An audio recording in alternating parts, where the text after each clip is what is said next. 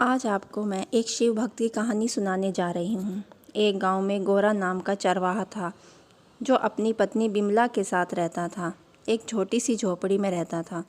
वह रोज़ सवेरे गांव वालों के पशुओं को जंगल में चराने के लिए ले जाता और शाम होने पर लौटता था। आकर पशुओं को बाड़े में बंद कर देता और रात को जंगली जानवरों से भेड़ बकरियों के बचाव के लिए पहरा देता था। और जब वह खाली रहता तो ओम नमः शिवाय का जाप करता। ओम नमः शिवाय, ओम नमः शिवाय। वह कई दिनों तक नहाता नहीं था। गांव वाले उससे नाराज़ थे क्योंकि वह बिना नहाए मंत्रों का जाप करता था। गांव वाले कहते, भगवान तुझे श्राप देगा। पर गोरा चरवाहा सीधा था। वह बोलता, मैं दिन रात भोले की भक्ति करना चाहता हूँ ताकि मुझे उनका दर्शन मिले और मोक्ष प्राप्त हो जाए। गांव वालों के बड़े बुजुर्गों ने उसे समझाने की कोशिश की कि भगवान को प्राप्त करना है तो रोज़ सुबह नहाकर उनकी सेवा भाव से भक्ति करनी होगी और उसके पश्चात मंत्रों का जाप करना होगा। तभी भगवान शंकर खुश होंगे और तुम्हें दर्शन देंगे। भोला, मुझे नहाने की क्या।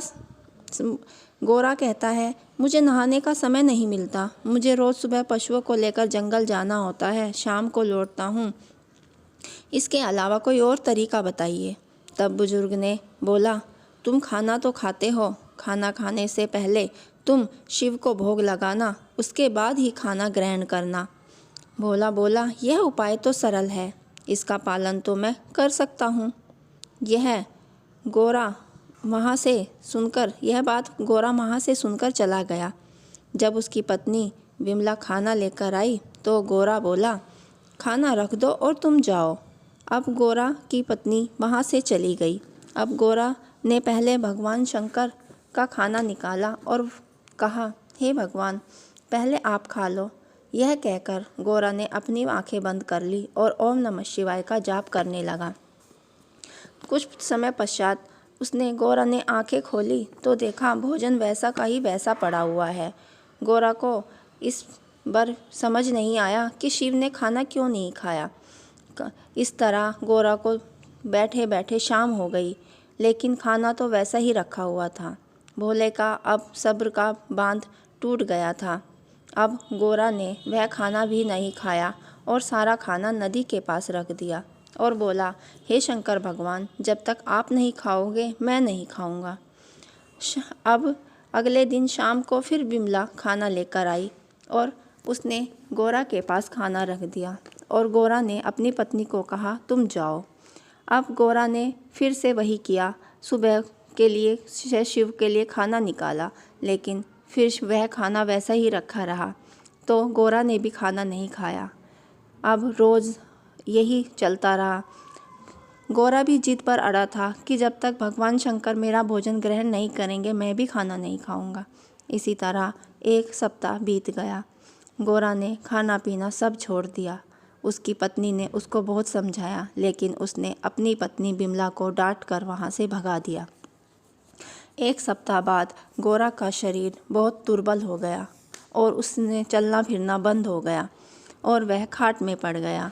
लेकिन उसने भोजन नहीं खाया क्योंकि वह उसकी जिद थी कि जब तक शंकर भगवान खाना नहीं खाएंगे मैं भी खाना नहीं खाऊंगा। उसकी पत्नी उसे रोज़ समझाती, लेकिन वह नहीं समझ पा रहा था। अब गोरा को इसी तरह 2 सप्ताह बीत गए।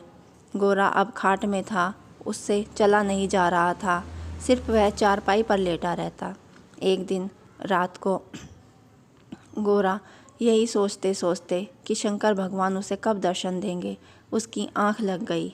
जैसे ही गोरा की आंख लगी, उसे सपने में भगवान शंकर दिखाई दिए।